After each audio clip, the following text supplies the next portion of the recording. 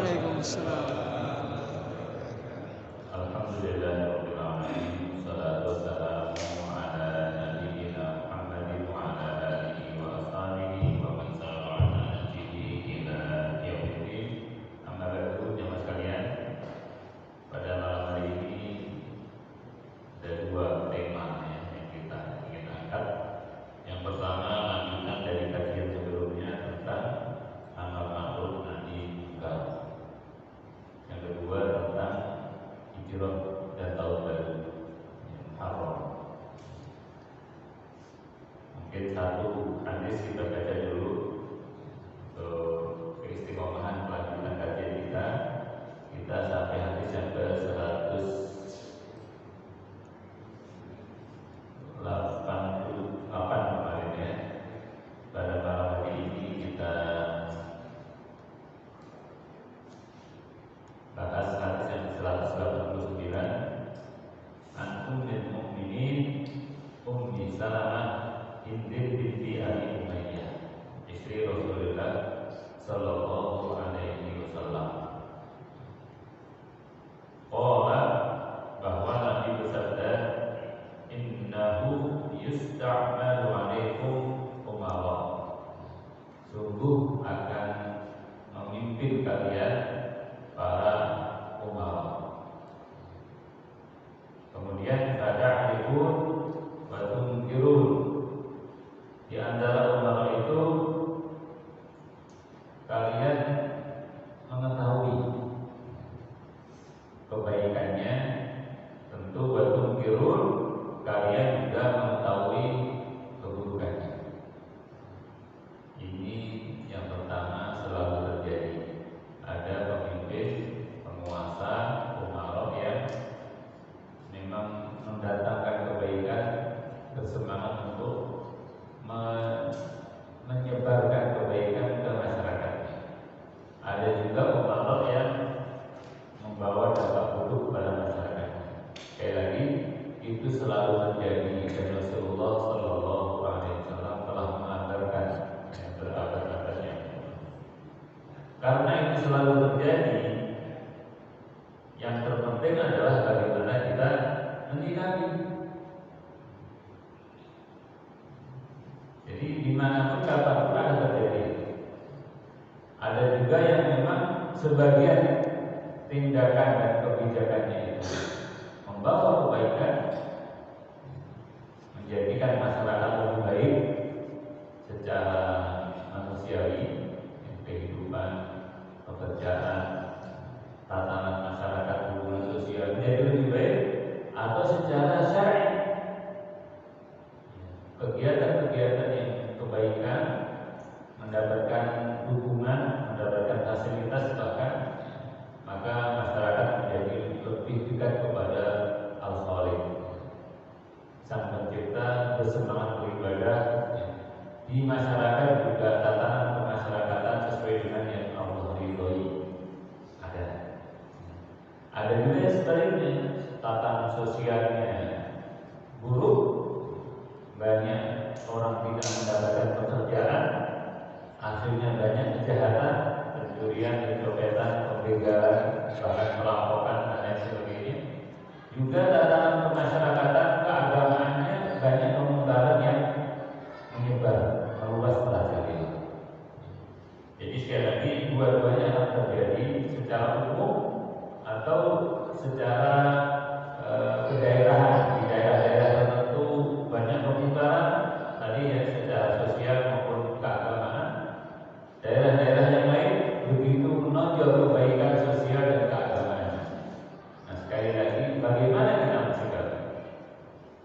Kemudian Rasulullah Sallallahu Alaihi Wasallam menjelaskan, faman kariha faqad bari'a, barang siapa tidak suka dengan keburukan yang terjadi, maka faqad bari'a, dia sudah lepas tanggung jawab. Artinya, kalau ada kemungkaran, yang pertama adalah tidak suka kemungkaran itu terjadi. Yang kedua, ada orang lain, waman angkara faqad salima, orang yang lebih lanjut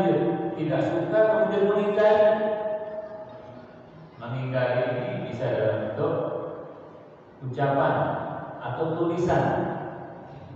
Bahkan tindak lanjut bisa bentuk melaporkan adanya keburukan. Ini kata Rasulullah sampai salimah. Orang yang setelah nggak suka dia berbuat sesuatu sesuai kemampuannya, dia selamat. Begitu disabdakan oleh Rasulullah SAW. Kemudian ada orang yang ketiga, yaitu walakin man radiyah, orang yang senang-senang saja, baik-baik saja, tidak mempermasalahkan. Mungkin bahasa Indonesia sekarang toleran, toleran terhadap kebenaran, artinya membiarkan, ya nggak apa-apa. Kata Rasulullah, kalau orang begitu, wataba'a, apalagi kemudian mengikuti.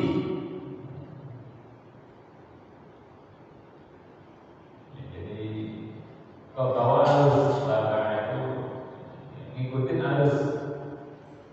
Kata Rasulullah, qalu ya Rasulullah, kalau yang selamat tadi yang pertama dan kedua, maka yang ketiga ini menjadi orang yang tidak selamat dan akan bertanggung jawab di sisi Allah Subhanahu wa Ta'ala. Nah, ini tiga sikap yang terjadi di masyarakat kita, dan kita pun harus menjadi bagian dari salah satunya. Tadi cukup jelas sebenarnya ya. Yang pertama nggak senang, di hati nggak senang. Insya Allah kita. Yang kedua bertindak sesuai kemampuan. Insya Allah juga kalau kita mampu tidak. Minimal memberitahu atau menyampaikan kepada orang-orang yang kita tahu, oh ini ada kemungkinan, ada yang tidak baik. Jangan sampai kita ikut. Jangan sampai kita mendukung apalagi menyebarkan. Itu sudah angkal mengingkari dengan lisannya. Kemudian ada yang kelompok tiga tadi, insya Allah kita ikut aja. Ya. Tapi kadang-kadang nggak sadar ya mas kalian. Ada kemungkaran bahwa ini kan memaklumi, dan itu berproses. Tidak tiba-tiba kita. Dulu waktu kecil ada orang pacaran, gitu. Kita tuh nggak suka atau apa namanya, nggak nyaman. Apalagi kalau di depan rumah, di lingkungan dekat tempat tinggal kita, itu bisa diusir. Dulu zaman kita kecil di kampung lagi. Jadi orang kalau sudah melakukan pacaran misalnya itu dari tercelanya di masyarakat. Yang orang lakukan itu orang yang nekat, katakanlah nggak punya malu. Nah sekarang tentu beda banget. Orang dianggap biasa aja, dan kadang-kadang kita terbawa tadi tanpa disadari. Ya udah mau diapain, biarin aja dan lain sebagainya. Nah ini contoh kemungkaran yang mempengaruhi ya, sikap kita. Minimal banget tadi adalah hati kita itu menolak, risik dan seterusnya. Karena kemungkaran-kemungkaran yang tentu nyata, ya, kemungkaran-kemungkaran yang tentu semua orang menganggapnya kemungkaran. Seperti tadi, apalagi sekarang, masya Allah, ya la haula wala quwwata illa billah, begitu banyak berbagai kemungkarannya. Bahkan kadang-kadang kita sendiri terbawa lebih jauh. Ya, yang perlu diwaspadai, ya, HP kita itu banyak sekali kemungkaran. Banyak banget. Sengaja kita akses, kita buka atau tidak, banyak banget loh iklan-iklannya, kiriman-kiriman. Kadang-kadang kita sendiri ke bawah, hati-hati banget itu. Jadi bukan mengingkari lagi, nggak nyaman lagi, kadang-kadang kita jadi nyaman, ya. Apalagi kalau namanya HP itu kita bisa sendirian di mobil. Itu lebih rawan diperdaya oleh syaitan. Sendiri di kamar, sendiri di ruang kerja, pakai laptop atau komputer pun kan sekarang hampir semua itu tersambung dengan jaringan internet. Jadi apapun bisa diakses. Yang kadang-kadang tadi dikirimin orang,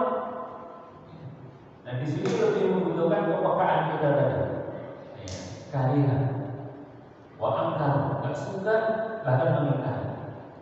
Perlu ditumbuhkan, disemai ya perasaan yang nyaman dengan berbagai kemungkaran itu. Ya, karena hanya itu yang membuat kita tadi kata Rasulullah bari'a, bebas, akan bertanggung jawab atau salimah selamat. Tapi kalau menikmati, alhamdulillah bisa bahaya. Ya. Kemudian para sahabat bertanya lebih lanjut, itu difasilitasi, difasilitasi oleh umara. Ya. Kata para sahabat, qalu ya Rasulullah, nah ya Rasulullah, ala nuqadiru, kalau begitu kadang-kadang ada penguasa yang memfasilitasi, ya, bahkan mendukung, menghadirkan kemungkaran, ala nuqadiru, kita nggak berani mereka. Ya, ketat banget para sahabat sebagiannya. Kemudian jawab Rasulullah, jangan diperangi, jangan dimusuhi. Ma aqamu fikum as-shalah, selagi mereka masih menjalankan sholat. Jadi masih menjalankan sholat, mengizinkan orang menunaikan ibadah sholat, jangan diperangi. Ini pelajaran berharga juga jamaah sekalian. Mengapa tidak diperangi? Karena memang tadi itu kemungkaran, bahkan menebar kemungkaran. Tapi kalau diperangi akan terjadi kemungkaran yang lebih besar. Misalnya akan terjadi penangkapan-penangkapan, pembunuhan-pembunuhan, pemberantasan-pemberantasan. Sholat yang tadinya boleh didirikan, masjid-masjid boleh ada taklim, ada kegiatan-kegiatan Islam bisa dilarang semua. Ini kalau terutama di daerah-daerah atau wilayah-wilayah yang memang kemungkaran begitu merajalela atau mendominasi. Jadi situ tugas dan kewajiban kaum muslimin adalah yang pertama dari hatinya dulu, tidak suka kemudian mengingkari sesuai kemampuannya. Nah ini terkait dengan mensikapi kemungkaran. Dan yang perlu diwaspadai ya mas kalian, kemungkaran itu terus berkembang, terus berubah. Pendukung kebatilan itu selalu kreatif. Ya. Yang satu sudah kalah akan memunculkan bentuk kemungkaran lainnya.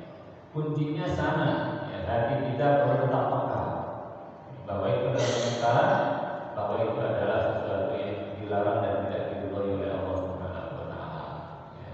Ketika ini kita munculkan apapun bentuknya, tadi contohnya ya, orang sedang merasa bersalah lagi, bahkan kadang bangga, ya, apalagi sejak lama TV kita ingat kembali ya bahwa secara jujur kalau kita bertanya acara televisi yang diridhoi oleh Allah, yang baik maksudnya, dan yang tidak diridhoi oleh Allah dan yang mungkar, banyak kan yang mungkar ya. Jawabannya yakin, mantap jawabannya. Nah, maka perlu waspada acara televisi itu, karena semakin lama kita menghidupkan TV, berarti peluang kemungkaran dalam rumah kita semakin besar. Jadi pilah-pilah. Dan kita harus sekaligus mengajarkan anak-anak, kalau kita masih punya anak atau cucu ya, awas nanti nggak baik ya, ini baik atau tidak, diterangkan, dilatih kepada anak-anak kita, cucu kita. Ini baik atau tidak, oh ya nggak baik, nanti dilatih gitu. Itu televisi yang terbuka, ya. Apalagi yang tertutup tadi, akses internet di HP kita. Ya, kita tidak tahu banyak banget permainan-permainan game-game itu yang disisipkan iklan-iklan. Ya, itu masih kelihatan. Ada sisi kan bentuk game yang semakin tinggi itu semakin menjurus pada kemungkaran. Ya. Nah ini juga perlu dipahamkan kepada kita dilatih tadi, hatinya tetap peka dalam kemungkaran. Belum lagi nanti jejaring sosial, media sosialnya, ya masya Allah banyak banget IG-nya, ya Facebook-nya, macam-macam. Tayangan videonya, masya Allah, alhamdulillah buat kita. Semoga Allah lindungi putra putri kita semua dan cucu kita. Dimulai dari kita, hati kita harus peka, gerah hati kita ya, gerah dari semua. Kemudian kita melakukan tindakan di antara Di luar sana, ya kalau sudah di luar jangkauan kita, banyak orang maaf ya, perzinahan itu dianggap biasa. Karena ada orang bangga dengan perzinahannya. Diberitakan tenang-tenang saja. Alhamdulillah, nggak merasa bersalah. Ya, apalagi kemudian sekarang perzinahan jenis LGBT dan itu lebih parah, lebih buruk dibanding perzinahan yang dengan lawan jenis. Itu sudah dianggap biasa, dipromosikan. Ya, alhamdulillah dari semoga Allah jaga kita dan keluarga kita, masyarakat kita, termasuk bangsa kita. Nanti ada hadis berikutnya, kalau kemungkaran itu merajalela itu alam bahaya, bahaya besar. Nah itu yang pertama yang sekalian tentang amar ma'ruf nahi munkar. Satu prinsip lain adalah kalau ada kemungkaran itu jangan sampai kita frontal kayak dari para sahabat, kita perangi aja, harus dihitung. Karena kalau tidak diperhitungkan dengan baik, hanya emosi yang muncul, kemungkarannya terjadi tadi misalnya perzinahan gitu ya, atau film-film yang tidak baik, ya, baliho-baliho yang tak senonoh, kemudian begitu dirobohin gitu saja, akan bisa terjadi kemungkaran yang lebih besar. Jadi harus benar-benar dihitung, dan ini kasus per kasus. Kasus per kasus, jangan sampai ada kemungkaran yang kecil kita emosi misalnya, kemudian justru terjadi kemungkaran yang lebih besar. Ini banyak sekali turunan-turunannya. Ini satu nilai yang perlu kita jaga bersama. Baik, jamaah sekalian, sisi kedua adalah sisi bulan Muharram. Ya, jadi banyak sekali bulan Muharram ini bisa kita pelajari. Yang pertama adalah firman Allah Subhanahu Wa Taala terkait dengan hijrah dan ansor, kaum muhajirin dan kaum ansor. Allah berfirman, lil fuqara'il muhajirin alladziina ukhriju min diyarihim wa amwalihim yabtaghuuna fadlan min Allahi wa ridwana. Ada kaum muhajirin yang menjadi fakir miskin, lil fuqara', orang-orang fakir miskin dari kaum muhajirin dan ansor. Ya. Aslinya jamaah sekalian, kaum muhajirin itu banyak yang saudara-saudara kaya raya. Tapi begitu berhijrah, kita tahu proses hijrah panjang, ya. Maka mereka nggak boleh membawa kekayaannya, apalagi kalau pendatang ke Mekah. Misalnya sahabat Anas Suhaib Ar-Rumi itu kaya raya, tapi pendatang. Begitu mau berhijrah, di antara kekayaannya yang dibawa langsung dicegat oleh orang-orang Quraisy. Enak aja kamu datang miskin keluar mau hijrah mau bawa kekayaan, nggak boleh. Kemudian beliau bilang, baik kaum musyrikin, ya, kalian tahu saya dari mana. Ini aja, lepaskan saya akan hijrah, silahkan semua harta saya diambil. Kalau enggak, kita panah-panah, kita berantem. Akhirnya dilepas, tapi hanya membawa baju yang dari badannya, nggak bawa apa, semua kekayaannya diambil. Maka menjadi lil fuqara, menjadi fakir. Itu kaum muhajirin. Kemudian walladzina tabawwa'u ad-dara wal imana min qablihim yuhibbuna man hajara ilaihim. Surah Al-Asr. Orang-orang yang menyiapkan rumahnya, tempat tinggalnya, keimanannya, kaum Ansar maksudnya itu yuhibbuna man hajara ilaihim, menyenangi, mencintai orang-orang yang hijrah ke tanah mereka, ke daerah dan rumah-rumah. Wala yajiduna fi sudurihim hajatan mimma utu. Mereka tidak punya pamrih ketika menyambut kaum muhajirin. Bahkan wa yu'thiruna 'ala anfusihim walau kana bihim khasasah. Mereka mendahulukan kaum muhajirin untuk kebutuhan-kebutuhan, meskipun mereka juga sangat butuh, tapi didahulukan kaum muhajirin yang tadi, yang datang tidak membawa apa-apa. Nah, ini peristiwa hijrah ke Madinah yang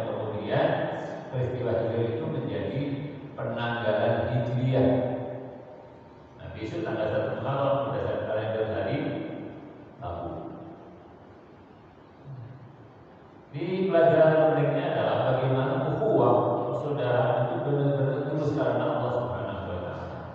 Ya. Dan puncak ukhuwah ini pelajaran pertama tentang hijrah adalah tentang ukhuwah. Puncak ukhuwah itu adalah ihsan wa yu'thiruna 'ala anfusihim. Mendahulukan kebutuhan saudaranya meskipun mereka juga butuh. Ya, karena tadi saudaranya lebih butuh. Kita contohnya kalau bagi nggak punya apa-apa, ya, bahkan nanti semua fasilitas rumah, ya, kebutuhan sehari-hari.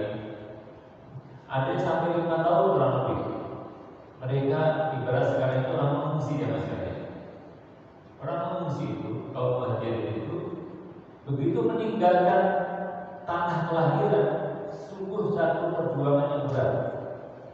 Kayak bapak sekalian, jangan pindah hijrah, pindah kontrakan aja. Yang pernah kontrak ya. Udah lama di tempat ini, beliau udah nyaman, udah akrab, udah tetangga, tiba-tiba harus pindah kontrakan agak jauh sedikit. Itu sedihnya masya Allah. Padahal juga masih dekat-dekat juga sih, kasih di pasar juga misalnya, di Gedong juga, berat.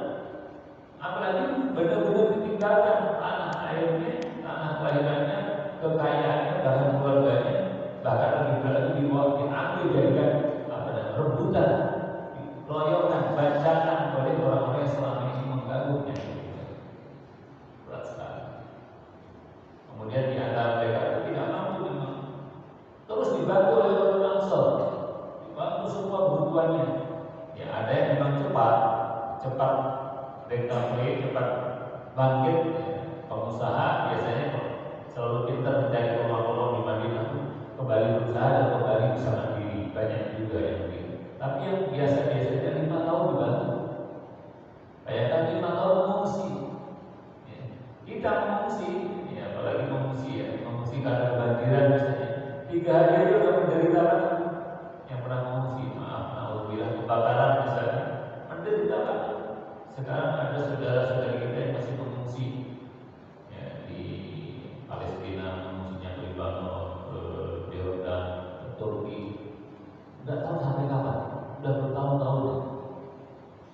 Beda dengan kaum Ansar dan Muhajirin tadi, mereka seringkali ada kecemburuan karena dibatasi pekerjaan-pekerjaan. Misalnya pengungsi Palestina di Libanon itu nggak banyak bisa bekerja di tempat-tempat umum, bekerja sangat terbatas, jumlahnya banyak. Di Afrika juga begitu, dari Syria, masya Allah. Jadi berat sekali menjadi pengungsi dalam negeri kaum Muhajirin. Tapi kemudian, masya Allah, karena mereka mendapatkan saudara-saudaranya kaum Ansor yang tadi memfasilitasi, akhirnya terjadi penyelesaian masalah, masya Allah, bahkan pertolongan Allah Subhanahu wa taala, masalah ekonomi dan lain sebagainya, masalah kerjaan semua bisa diatasi dan mereka bahkan kemudian berjaya, ya, sampai akhirnya nanti ada satu Makkah bisa membuka Makkah pun kemudian menjadi Islam yang selama ini mengusir bahkan membuat mereka harus berhijrah tadi, akhirnya menerima Islam dengan waraitan nasa yadkhuluna fi dinillahi afwajan. Penduduk Mekah dan penduduk lain berbondong-bondong masuk Islam. Kuncinya apa? Ukhuwah. Yang terjadi adalah kaum Muhajirin dan Ansor. Yang kedua, Bapak sekalian, ada hikmah yang luar biasa, ya, terkait dengan penanggalan Hijriah. Allah Subhanahu wa taala itu berfirman dalam ayat lain, "Walladzi ja'ala syamsa diya'an wal qamara nuran wa qaddarahu manazila lita'lamu 'adada as-sinina wal hisab." Allah telah menjadikan asy-syamsa diya'an, cahaya matahari, wal qamara nuran, ya, bulan bersinar. Kita tahu tentu memantulkan sinar matahari. Wa qaddarahu manazil, Allah tetapkan peredarannya, galaksinya, lita'lamu 'adada as-sinina wal hisab, supaya kalian tahu bilangan tahun dan perhitungan. Ini perlu kita pahami ya mas kalian. Nah, fungsi matahari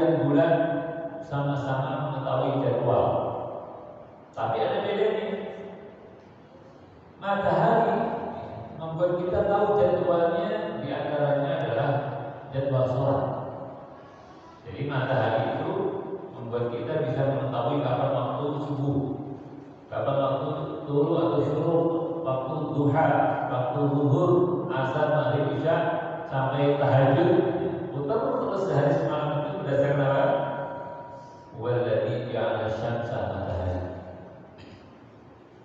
Kita tahu tentunya namanya duha itu setelah matahari terbit ya, meninggi kurang lebih 1 tongkat gitu ya, atau orang berdiri segini mataharinya tuh dan naik dari tempat terbitnya waktu duha masuk ya. Begitu matahari di atas kepala berarti waktu zuhur, begitu matahari terbenam berarti waktu maghrib. Nah itu contoh fungsi matahari terkait dengan waktu. Begitu juga nanti waktu sahur, waktu buka puasa sama, itu bagian dari menggunakan apa? Matahari. Kemudian bulan sebagai cahaya. Kita tahu kemudian bulan itu menjadi waktu untuk menentukan tanggal. Ya. Maka tanggal 1 Muharram itu berdasarkan apa? Bulan atau matahari? Bulan. Namanya bulan Qamariyah. Yang dilihat apa? Hilal. Yang dilihat adalah apa? Bulan sabit.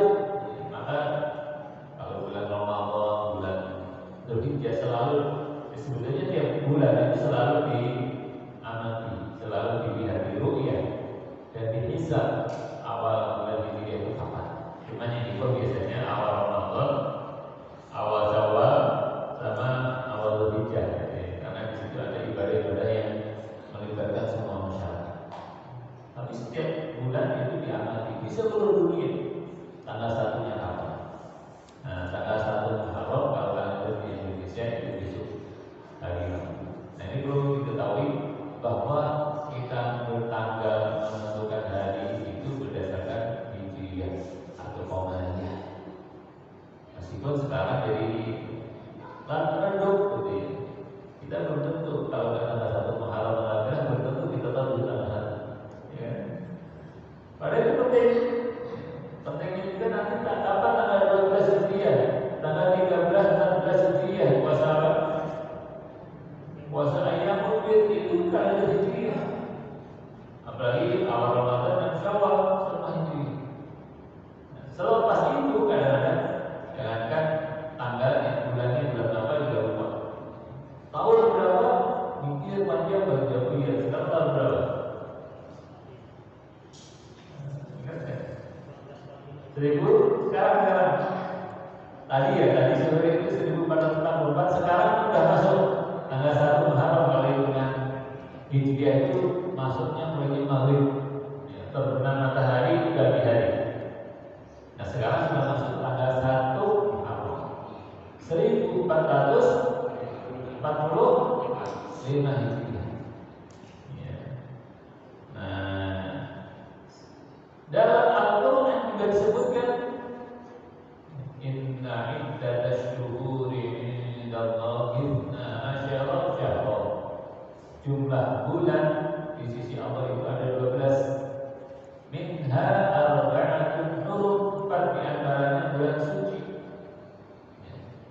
Tentu kita tahu yang disebut bulan suci ini bukan Januari, Februari dan seterusnya, tapi adalah bulan hurum, bulan suci, bulan mulia. Ada berapa? 4, yaitu Dzulqa'dah, salah satunya Dzulqa'dah, Dzulhijjah dan Muharram. Sekarang kita di bulan suci itu harus tahu. Satu lagi bulan apa? Bukan. Satu bulan haram namanya. Bulan haram itu beda dengan bulan suci. Meskipun kalau disambungkan juga ada bulan Rajab. Kenapa disebut bulan haram, bulan suci? Di situ orang tidak boleh perang. Jadi di bulan tadi Dzulqa'dah, Dzulhijjah, Muharram itu tidak boleh ada peperangan. Bulan Rajab juga. Bulan Ramadan banyak peperangan. Jadi bulan haram, bulan Ramadan itu bulan barokah. Bahkan perang paling besar, perang Badar itu di bulan Ramadan. Ramadan boleh perang, tapi 3-4 bulan lagi tidak boleh lagi. Dan itu ditetapkan oleh Allah Subhanahu wa Ta'ala, nama-nama bulannya atau bentuk-bentuk bulannya. Dan di situ banyak ibadah-ibadah nanti, Masya Allah, ibadah bulan Muharram yang sekalian, atau bulan-bulan